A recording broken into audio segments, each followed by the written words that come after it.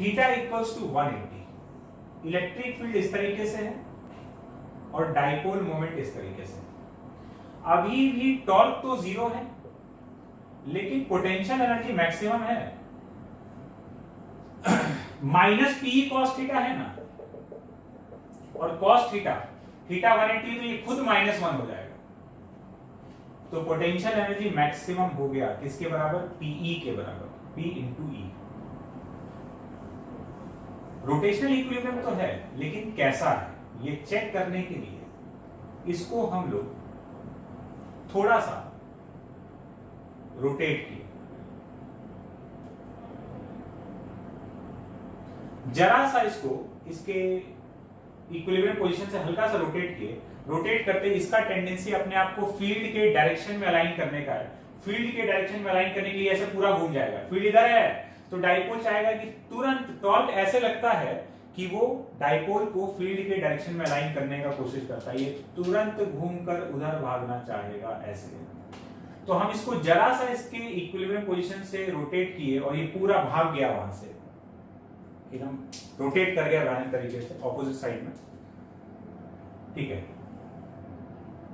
तो जरा सा इसको यहां से टर्न किया गया, ये वापस नहीं आना चाह रहा। ये वापस आना चाहता हो तो ऐसे आता, ये भागना चाहा और घूमकर पूरा उल्टा हो गया और अपने आप को फील्ड के डायरेक्शन में अलाइन करने का कोशिश किया। तो ये कैसा है? Unstable rotational equilibrium. ठीक है, और अनस्टेबल इक्विलिब्रियम पर पोटेंशियल एनर्जी जो है वो मैक्सिमम होता है। बात क्लियर है? चलते हैं आगे।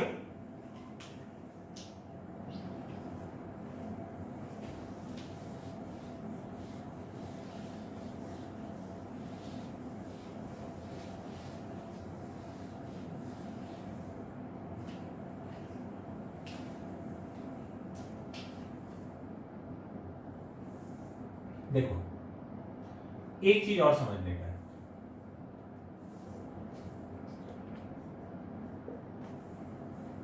एक जनरल बात है जो हम लोग एसएचएम वाले चैप्टर में पढ़ते हैं कि अगर किसी को उसके स्टेबल इक्विलिब्रियम वाले पोजीशन से डिस्टर्ब कर दिया जाए, तो स्टेबल इक्विलिब्रियम से डिस्टर्ब करने पर उस पर एक रीस्टोरिंग फोर्स या रीस्टोरिंग टॉर्क आता है।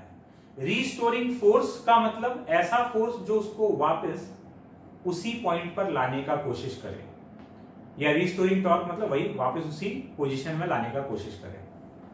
तो स्टेबल इक्विलिब्रियम क्यों स्टेबल इक्विलिब्रियम है? क्योंकि वहां से थोड़ा सा डिस्टर्ब करने पर ऐसा फोर्सेस या टॉर्क जनरेट होता है जो उसको वापस उसी पोजीशन पर लाने का कोशिश करता है। तो जब भी तुम किसी को स्टेबल इक्विलिब्रियम वाले पोजीशन से डिस्टर्ब करोगे, वहां उसका ऑसिलेशन होना स्टार्ट हो जाएगा। ये निश्चित है, एकदम तय है कि ऐसा होगा। क्या होगा? अगर किसी को उसके स्टेबल इक्विलिब्रियम वाले पोजीशन से डिस्टर्ब कर दो, तो डिस्टर्ब करके छोड़ोगे तो वहां पर उसका ऑसिलेशन स्टार्ट हो जाएगा। और जो हम लोग बोलते हैं ना कि ऑसिलेशन में मीन पोजीशन होता है, ऐसे में मीन पोजीशन का बात होता था ना, वो मीन पोजीशन एक्चुअली में वो स्टेबल इक्विलिब्रियम ही का ही पोजीशन है। स्टेबल इक्विलिब्रियम पे था, वहां से उसको डिस्टर्ब किया गया। जैसे मान लो ऐसा कोई कढ़ाई टाइप का है, ऐसा कोई सरफेस है, इसमें ये पार्टिकल है, ये पक्का स्टेबल इक्विलिब्रियम में है। इसको इधर खींच के छोड़ेंगे तो इधर आएगा, या इधर खींच के छोड़ेंगे तो इधर आएगा।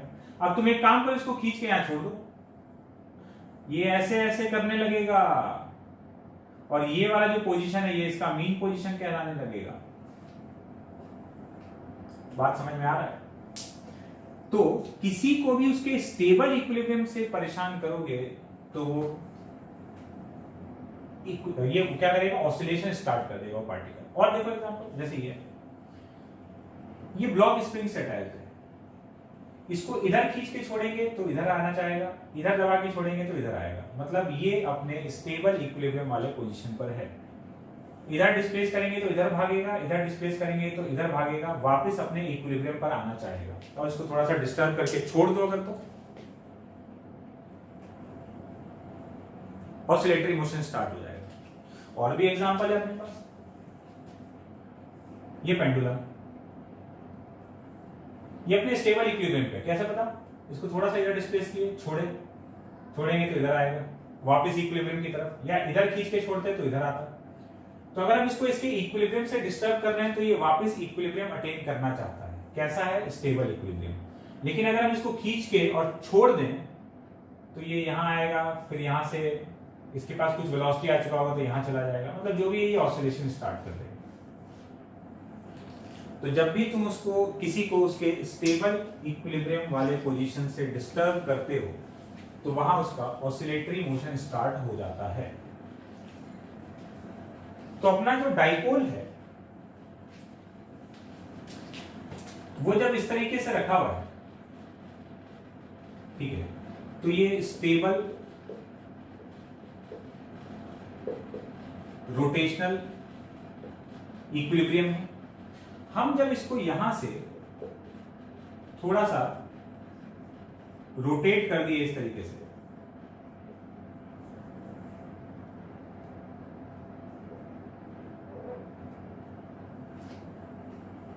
रोटेट करके छोड़े तो रीस्टोरिंग टॉर्क आया, मतलब ऐसा टॉर्क आया जो इसको वापस इसी पॉइंट पे लाने का कोशिश करेगा। जब तक यहां तक आएगा कुछ एंगुलर वेलोसिटी आ चुका होगा, फिर इधर जाएगा, रोटेट करते करते रुकेगा, फिर इधर, मतलब यहां से खींच के छोड़ो, ये ऐसे ऑसिलेटरी मोशन स्टार्ट कर देगा। और ये ऑसिलेशन एसएचएम रहने वाला है। हम लोग से इसका टाइम पीरियड पूछ सकता है।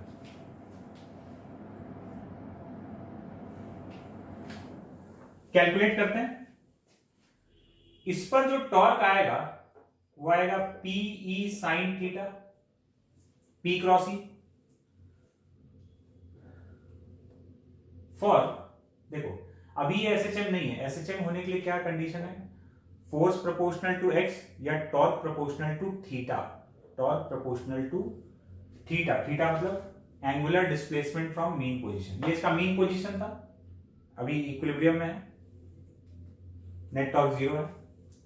तो टॉर्क प्रोपोर्शनल टू थीटा होगा तब एसएचएम करेगा, अभी तो साइन थीटा आ रहा है। तो हम लोग एक अजम्पशन लेंगे फॉर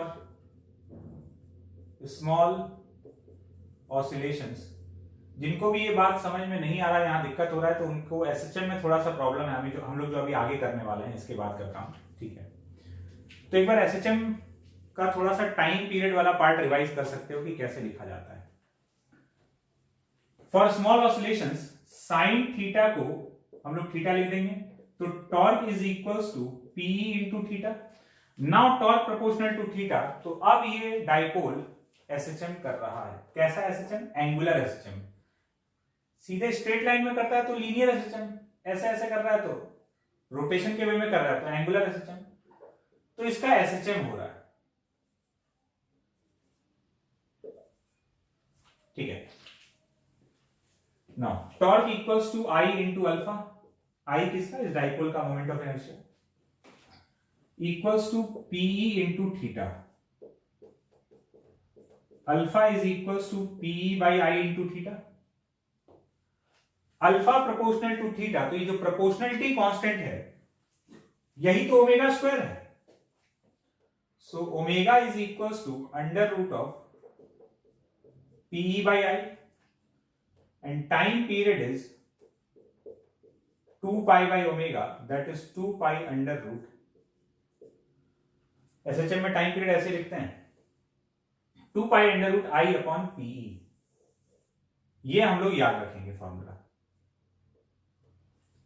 फॉर्मूला से रिलेटेड कुछ जरूरी बात, 2 pi under root I upon PE में P तो हो गया डाइपोल मोमेंट का वैल्यू, E हो गया इलेक्ट्रिक फील्ड, और I है मोमेंट ऑफ इनर्शिया। किसका? डाइपोल का। जब कोई क्वेश्चन आएगा तो तुम डाइपोल का मोमेंट ऑफ इनर्शिया कैसे लिखोगे ये समझ लो। जब भी ऐसे किसी क्वेश्चन में इसको ऑसिलेशन कराना होगा, डाइपोल क्या है? प्लस और negative charge separated by some distance.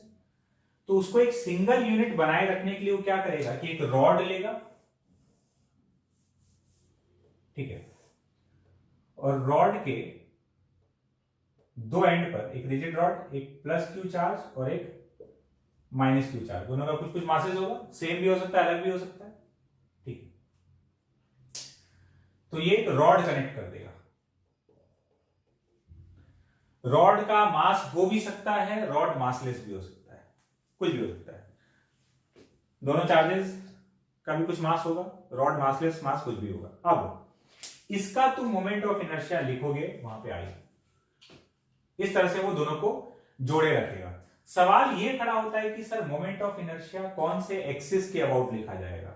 जिनको थोड़ा सा रोटेशन याद आ रहा होगा उनको मेरा बात समझ में आ रहा होगा कि मोमेंट ऑफ इनर्शिया किसी एक्सिस के अबाउट लिखा जाता है। तो इसका कौन से एक्सिस के अबाउट लिखें, देखो अगर इस रॉड को कहीं से हिंज नहीं किया गया है, if rod is not hinged, कहीं से कांटी नहीं ठोका गया है, तो किसके about, I about an axis passing through centre of mass. क्योंकि फिर ये सिस्टम, इस सिस्टम पर नेट फोर्स तो जीरो है ना, तो सेंटर ऑफ मास मूव नहीं करने वाला, ये सेंटर ऑफ मास के अबाउट ऐसे ऐसे रोटेट कर रहा होगा। And if rod is hinged, अगर रॉड को हिंज किया गया है, ठीक है, अगर रॉड को हिंज किया गया है तो कहीं से जहां से हिंज कर दिया गया, then I about the hinge axis, अगर हिंज नहीं किया गया तो जहां भी सेंटर ऑफ मास है, सेंटर ऑफ मास से पास होने वाला एक्सिस, और अगर हिंज किया गया तो फिर हिंज से पास होने वाला एक्सिस के अबाउट मोमेंट ऑफ इनर्शिया लिखा जाएगा। ये बहुत ही जरूरी बात है इसके लिए। बात क्लियर हो गया? तो ये था dipole in uniform electric field का पूरा एनालिसिस, है ना। हटाया जाए इसको, हटाया जाए इसको, बात क्लियर है?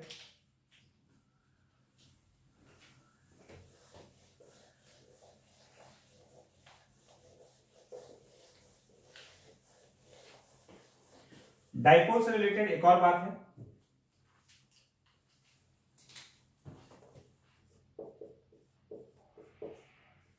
Force on a dipole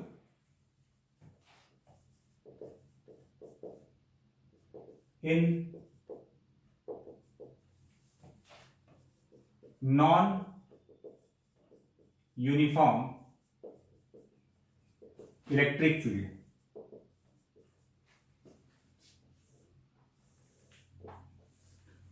force on a dipole in non-uniform electric field।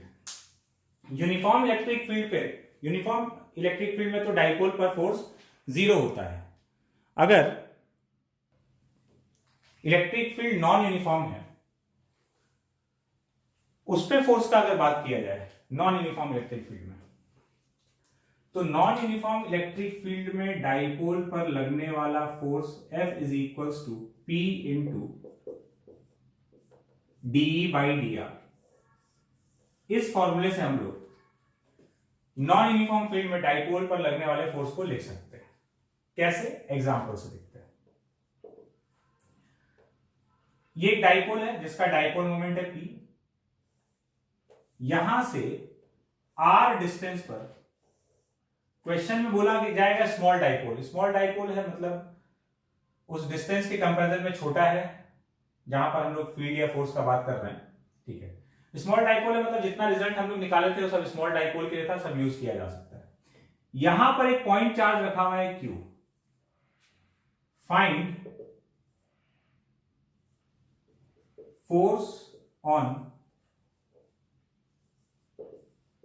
Dipole due to Q, force on dipole due to Q।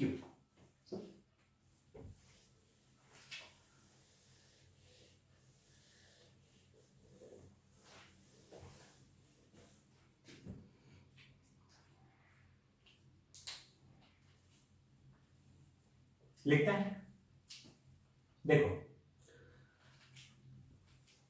Force on dipole लिखना है ड्यू टू क्यू। अब क्यू का जो इलेक्ट्रिक फील्ड है वो तो constant नहीं है, डेफिनेटली वेरिएबल फील्ड है ना, नॉन यूनिफॉर्म फील्ड है। यहां पर अगर हमको फॉर्मूला नहीं भी मालूम होता तब भी हम लोग लिख सकते थे। कैसे? डाइपोल, चार्ज डाइपोल पर कितना फोर्स लगा रहा है, जितना डाइपोल चार्ज पर लगा रहा है, और डाइपोल का इलेक्ट्रिक फील्ड यहां पर हम लिख सकते हैं, इनटू चार्ज कर देंगे तो इसका इस पे लगने वाला फोर्स आ जाएगा, और इस पे लगने वाला फोर्स लिख सकते हैं तो उतना ही फोर्स ये इस पे लगा रहा है। ठीक है, दोनों एक दूसरे पे सेम ही फोर्स लगा रहा है मैग्नीट्यूड में। तो अगर हमको डाइपोल पे फोर्स लिखने का फॉर्मूला नहीं भी मालूम होता तब भी यहां तो हम लोग सॉल्व कर सकते थे। कैसे? Magnitude of force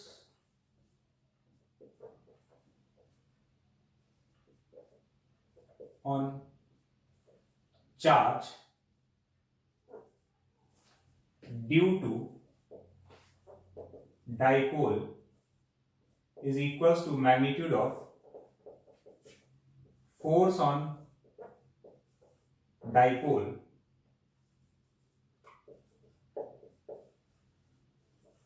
due to charge. Force on charge due to dipole is equal to force on dipole due to charge. तो पहले इसका अगर बात करें, force on charge due to dipole, तो इसका वैल्यू हो जाएगा Q इंटू ई, और इसके द्वारा यहां पर इलेक्ट्रिक फील्ड कितना है, तो इसके एक्सिस वाला पॉइंट है 2kp/r², तो फोर्स हो गया 2kpq/r²। ठीक है, इसका बात करते हैं force on dipole due to charge. तो force on dipole due to charge is P into DE/dr। P into DE/dr लिखेंगे हम लोग। DE/dr अगर हमको लिखना है तो DE/dr किसकी वजह से, हाँ DE/dr किसका लिखेंगे, किसका लिखेंगे DE/dr? इसका इलेक्ट्रिक फील्ड यहां पर, ठीक है, ये वाला जो डाइपोल है किसके फील्ड में फोर्स एक्सपीरियंस कर रहा है, इस चार्ज के फील्ड की वजह से वो फोर्स एक्सपीरियंस करेगा। तो इस चार्ज का फील्ड वेरी कर रहा है, तो इसका फील्ड हो गया चार्ज का वहां पर kq/r²। तो मॉड ऑफ DE/dr, हम लोग यहां से खाली फोर्स का मैग्नीट्यूड ले लेंगे, डायरेक्शन खुद डिसाइड कर लेंगे क्या होना चाहिए। देखते हैं, डायरेक्शन भी देखेंगे। DE/dr का मैग्नीट्यूड kq, r का पावर -2, इसको डिफरेंशिएट किए तो -2/r³, तो 2kq/r³, ये आ गया DE/dr का value.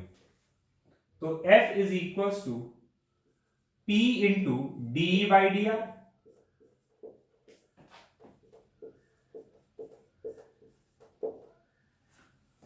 To kpq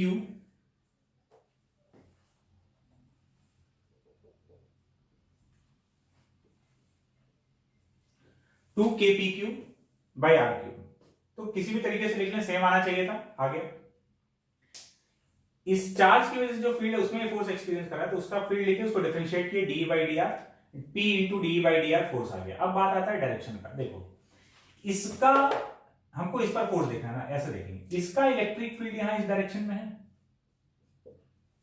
electric field ऐसे एक्सिस पर अलोंग द एक्सिस पर जो अलोंग द डाइपोल मोमेंट के डायरेक्शन फील्ड रहेगा, तो एक्सिस पर फील्ड का डायरेक्शन ये हुआ, तो इस पॉजिटिव पॉइंट चार्ज पे फोर्स इधर लगेगा, और अगर पॉजिटिव चार्ज पर मतलब इस पॉइंट चार्ज पर फोर्स इधर लग रहा है, तो इस डाइपोल पर जो फोर्स है वो इस तरफ लगेगा, क्योंकि Newton third law, equal and opposite लगेगा। ये इसको उधर धकेल रहा है तो ये इसको इधर धकेलेगा। बात क्लियर है? एक और एग्जांपल देखते हैं।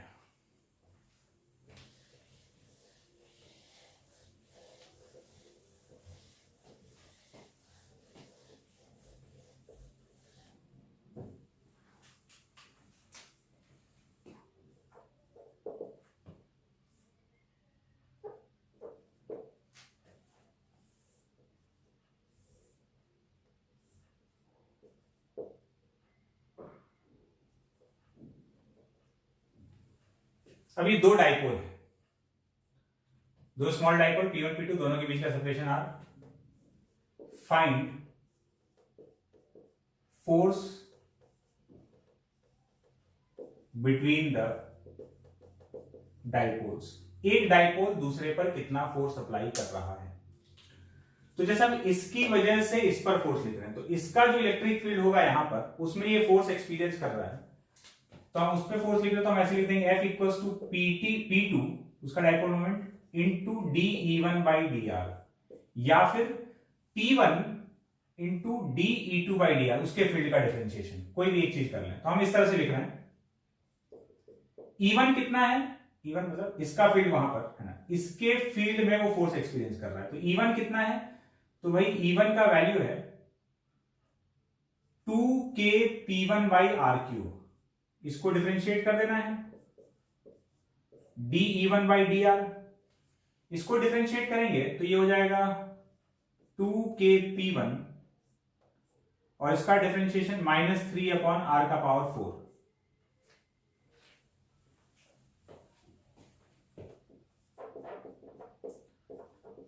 तो DE1 बाई dr कितना आ गया, ये आ गया 6kP1 अपॉन r का पावर 4। तो force F is equal to P2 into DE1 by dr, कितना हो जाएगा, P2 6kP1 अपॉन r का पावर 4।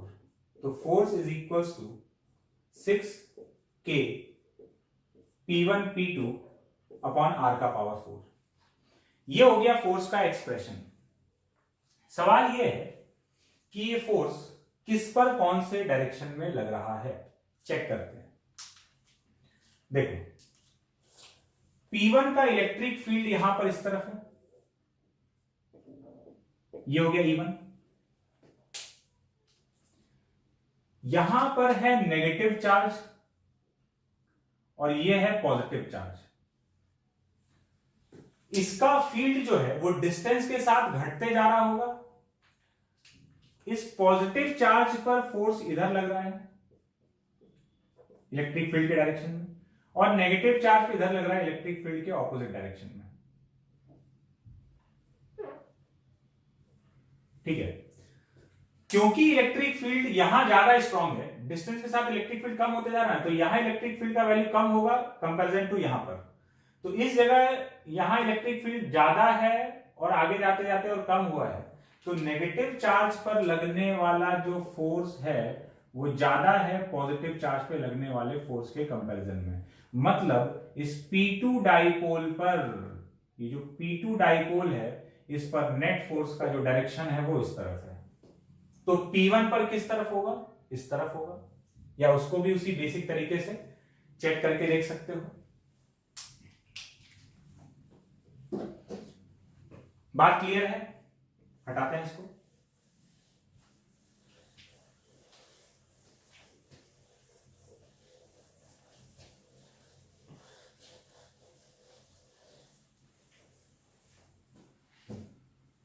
तो ये अपना डाइपोल पर बात हो गया। तो अभी तक यहां पर तक जो हम लोग बात कर चुके हैं, field, flux, potential energy, dipole वगैरह सारा रिलेटेड कैलकुलेशन हो गया। अब इलेक्ट्रोस्टैट का आखिरी पार्ट में हम लोग एंटर कर रहे हैं।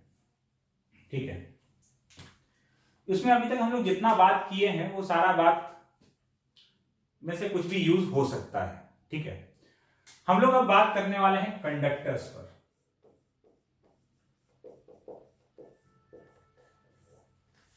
कंडक्टर्स का अपना एक अलग दुनिया है। कंडक्टर्स है क्या, जब भी हम कंडक्टर बोल रहे हैं तो मेरा मतलब है मेटल्स, और मेटल्स के पास क्या है, large number of free electrons. ठीक है, बहुत सारा फ्री इलेक्ट्रॉन्स है जो एकदम लूजली बाउंड है और जो इसके लैटिस में इधर उधर घूम रहा है, एकदम फ्री है। तो मेटल्स के पास या कंडक्टर्स के पास large number of free electrons है, और ये फ्री इलेक्ट्रॉन्स का अवेलेबिलिटी कंडक्टर्स को स्पेशल बना देता है ना, कंडक्टर्स का दुनिया एकदम अलग कर देता है। बहुत सारा प्रॉपर्टीज आ जाता है कंडक्टर के पास सिर्फ एक प्रॉपर्टी की वजह से, और वो प्रॉपर्टी ये है कि इसके पास फ्री इलेक्ट्रॉन्स एकदम क्वांटिटी में अवेलेबल है। देखो मान लो हम एक्सटर्नल फील्ड में एक कंडक्टर को प्लेस कर दिए, किसी भी शेप का हो सकता है, हम ये एक शेप ले लिए। एक्सटर्नल इलेक्ट्रिक फील्ड में हम एक कंडक्टर को रख दिए। अब कंडक्टर को रखने के बाद यहां एक प्रोसेस चालू होगा। क्या प्रोसेस चालू होगा? इसके अंदर जितना भी फ्री इलेक्ट्रॉन्स है, ये सारा फ्री इलेक्ट्रॉन्स इस इलेक्ट्रिक फील्ड में फोर्स एक्सपीरियंस करेगा और ये फ्री इलेक्ट्रॉन्स इस तरफ मूव करना स्टार्ट कर देगा, इलेक्ट्रिक फील्ड के ऑपोजिट डायरेक्शन में मूव करना स्टार्ट करेगा। तो इस साइड में नेगेटिव चार्ज अक्यूमुलेट होना स्टार्ट हो जाएगा। नेगेटिव चार्ज अक्यूमुलेट होना स्टार्ट होगा तो दूसरे एंड पर यहां से नेगेटिव चार्ज का कमी हो गया तो यहां पर नेट पॉजिटिव चार्ज अपीयर हो जाएगा। ठीक है, चार्ज का सेपरेशन, इस प्रोसेस को हम लोग बोलते हैं इंडक्शन। चार्ज इंड्यूस होने लग गया, ये अभी भी है ओवरऑल न्यूट्रल ही है, लेकिन इसके एक तरफ नेगेटिव चार्ज और एक तरफ पॉजिटिव चार्ज अपीयर होना स्टार्ट हो गया। इससे क्या हुआ? इससे ये हुआ कि पॉजिटिव से नेगेटिव की तरफ अंदर ही अंदर एक इंड्यूस्ड इलेक्ट्रिक फील्ड आ गया, ई इंड्यूस्ड। अब अंदर दो ई तो पूरे स्पेस में अवेलेबल है ही, अंदर एक और स्पेशल इलेक्ट्रिक फील्ड जनरेट हो गया, इंड्यूस्ड इलेक्ट्रिक फील्ड। क्यों? ये चार्ज का सेपरेशन हुआ। ठीक है, तो अब अंदर किसी भी पॉइंट पर जो नेट इलेक्ट्रिक फील्ड होगा, नेट इलेक्ट्रिक फील्ड होगा वो ये ई एक्सटर्नल माइनस ई इंड्यूस्ड, ये इलेक्ट्रिक फील्ड रहेगा। अब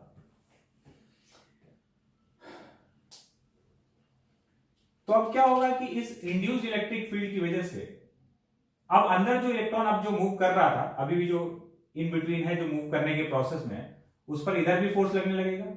इधर तो लग रहा है ई इंटू ई, इस वाले इलेक्ट्रिक फील्ड की वजह से, एक्सटर्नल इलेक्ट्रिक फील्ड की वजह से ई इंटू ई लग रहा है, और इंड्यूस्ड इलेक्ट्रिक फील्ड की वजह से ई इंटू ई इंड्यूस लग रहा है। लेकिन ये ई इंड्यूस्ड अभी कम है, थोड़े से अमाउंट में, इस इलेक्ट्रिक फील्ड का वैल्यू ज्यादा है, तो चार्ज सेपरेशन बढ़ते रहेगा। चार्ज सेपरेशन इधर बढ़ते रहेगा, इधर माइनस इधर प्लस बढ़ रहा है, तो जैसे जैसे ये चार्ज का स्ट्रेंथ बढ़ते रहेगा, इंड्यूस्ड इलेक्ट्रिक फील्ड भी ग्रो करते रहेगा। इंड्यूस्ड इलेक्ट्रिक फील्ड बढ़ते जा रहा है, इंड्यूस्ड इलेक्ट्रिक फील्ड बढ़ते जा रहा है। जब तक ई का वैल्यू ज्यादा है तब तक तो ये प्रोसेस चलते रहेगा, तब तक तो इलेक्ट्रॉन नेट फोर्स उधर एक्सपीरियंस करेगा और कंडक्टर के पास large number of free electrons है, तो समझो इनफाइनाइट है ना। प्रैक्टिकली हम लोग उसको infinite number of free electrons मानते हैं एक बल्ब के अंदर। तो ये इधर मूव करते जा रहा है, तो इधर नेगेटिव एक्यूमुलेट होते जा रहा है, इधर पॉजिटिव। जैसे जब तक ये इलेक्ट्रिक फील्ड इससे ज्यादा है तब तक इलेक्ट्रॉन्स का मूवमेंट चलते रहेगा, इधर नेगेटिव और इधर पॉजिटिव एक्यूमुलेट होते रहेगा। तो ये स्ट्रेंथ बढ़ते जा रहा है, ये इंड्यूस बढ़ते जा रहा है, और एक समय ऐसा आएगा कि ये इंड्यूस्ड इलेक्ट्रिक फील्ड इस एक्सटर्नल इलेक्ट्रिक फील्ड के बराबर हो जाएगा हर पॉइंट पर, और वहां नेट इलेक्ट्रिक फील्ड का वैल्यू जीरो हो जाएगा। नेट इलेक्ट्रिक फील्ड जीरो हो गया तो अब फर्दर चार्ज का मूवमेंट रुक गया। ठीक है, और हम लोग बोलेंगे कि इलेक्ट्रोस्टैटिक कंडीशन अचीव हो चुका है, और अंदर नेट इलेक्ट्रिक फील्ड क्या हो चुका है? Zero. Net electric field zero हो चुका है। कैसे? अंदर जो इंड्यूस्ड इलेक्ट्रिक फील्ड था वो हर पॉइंट पर, ये इंड्यूस्ड इलेक्ट्रिक फील्ड जो है वो एक्सटर्नल इलेक्ट्रिक फील्ड के बराबर हो चुका होगा। इंपॉर्टेंट बात यह है कि अंदर हर पॉइंट पर इलेक्ट्रिक फील्ड जीरो हो चुका है। तुम बोलोगे सर जरूरी है क्या? पता यहां इलेक्ट्रिक फील्ड जीरो हो गया हो, नेट यहां ई इंड्यूस और ई एक्सटर्नल बराबर हो गया हो, लेकिन यहां नहीं हुआ। ठीक है, अगर यहां नहीं हुआ है ना तो यहां नेट इलेक्ट्रिक फील्ड बचा हुआ है, और यहां अगर नेट इलेक्ट्रिक फील्ड बचा हुआ है तो यहां वाला इलेक्ट्रॉन तो भागते रहेगा। किस डायरेक्शन में? नेट इलेक्ट्रिक फील्ड जिधर है उसके ऑपोजिट डायरेक्शन में फोर्स एक्सपीरियंस करेगा और भागते रहेगा, और भाग भाग के इंड्यूस्ड इलेक्ट्रिक फील्ड को और बढ़ाते रहेगा।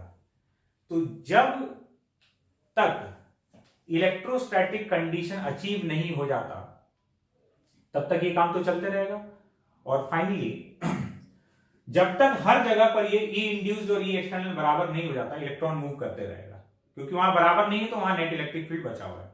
और फाइनली ये इलेक्ट्रिक फील्ड जीरो करके ही मानेगा। क्यों? क्योंकि इसके पास large number of free electrons है, कोई टेंशन नहीं है।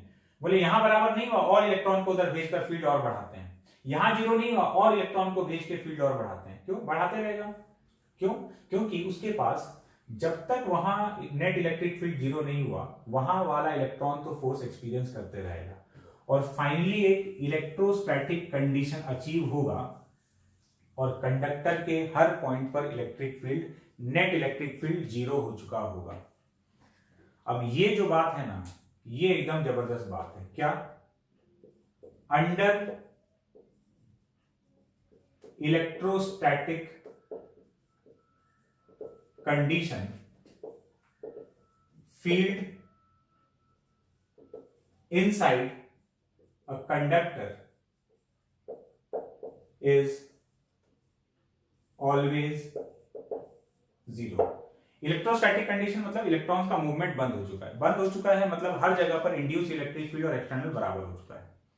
ये प्रोसेस कितने समय में होगा? ये प्रोसेस फ्रैक्शन ऑफ सेकंड में हो जाएगा। मतलब हम लोग इसको एक्सप्लेन किए कि ये इधर जा रहा है, फिर फील्ड इंड्यूस हो रहा है, उसकी वजह से नेट फील्ड ई माइनस ई इंड्यूस हुआ और वो धीरे धीरे कैंसिल होते होते जीरो हुआ। ये प्रोसेस सुनने में बड़ा है, होने में तुरंत होने वाला है ये प्रोसेस।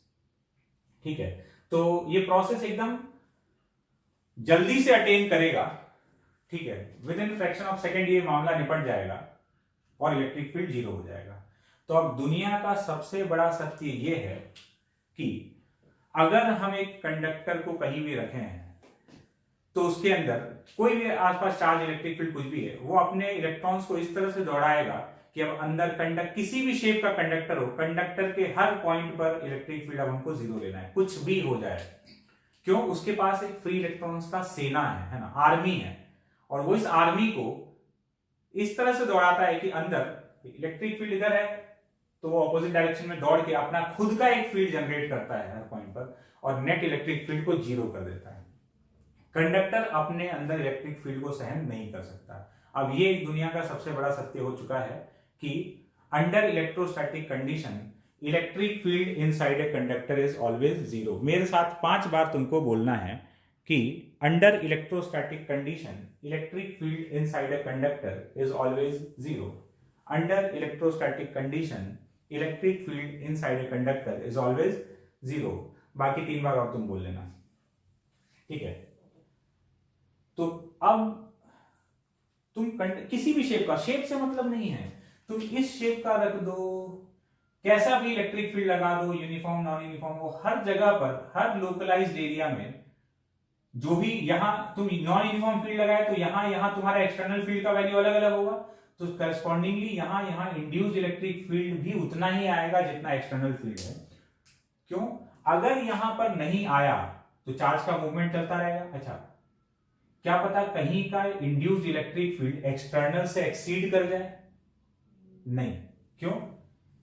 क्योंकि जैसे ही external induced electric field external के बराबर पहुंचा उस जगह पर, उसके बाद तो वहां चार्ज का मूवमेंट बंद हो जाएगा, तो वहां तो फर्दर इंड्यूस्ड इलेक्ट्रिक फील्ड बढ़ेगा ही नहीं। तो ये कार्यक्रम तब तक चलते रहेगा जब तक कि इंड्यूस्ड इलेक्ट्रिक फील्ड एक्सटर्नल के बराबर नहीं हो जाता। और under electrostatic condition electric field inside a conductor is always zero. तो अब हम लोग एक कंडक्टर को कहीं भी रख देंगे, कैसे भी इलेक्ट्रिक फील्ड में, किसी भी चार्ज के सराउंडिंग में, चार्ज क्या करेगा? इलेक्ट्रिक फील्ड तो प्रोड्यूस करेगा। कैसे भी रख देंगे, कंडक्टर के अंदर इलेक्ट्रिक फील्ड जीरो होता है। ये अब हमको एकदम मानकर चलना है। ये इस आगे आने वाले टॉपिक का सबसे स्ट्रॉन्ग पॉइंट है। और यही एक प्रॉपर्टी कि कुछ भी हो जाए, कंडक्टर के अंदर हमेशा इलेक्ट्रिक फील्ड जीरो है, यही प्रॉपर्टी अब कंडक्टर को आगे ढेर सारा प्रॉपर्टी देने वाला है। आगे सारे प्रॉपर्टीज का बेसिस यही रहने वाला है।